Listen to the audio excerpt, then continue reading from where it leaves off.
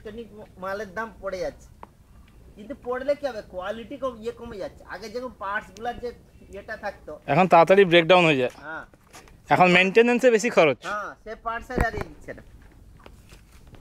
এই টিভি গুলো, আগের একটা টিভি টিকতো কতদিন, 4 বছর চল, এখন সার্কিট ফার্কিট পড়ে যায়। এখন এই কত 2-3 বছর 4 বছর গেলে 3-4 বছরে বাস। আমার একটা এলজি কিনেছিলাম। তোমার হোটেলের কি কিনেছো? হোটেলে এলজি আছে আর ইয়ে আছে ফিলিপ, ইয়ে একটা বিপিএল কিনেছিলাম, সেটা বড় টিভি, সে গেল প্রায় 10 বছর। সে আগেকার মাল সব ঠিক থাকবে, আবার রিপেয়ার করলে আবার যাইকে সেই সে পুরানো মাল ঢুকিয়ে দেবে। ফেলে দিলাম আমি, সেটা দোকানে গেছে বলে এত টাকা খরচা হবে, মুখ পাল্টাতে হবে, কায়দা অনেক, সবই খরচা।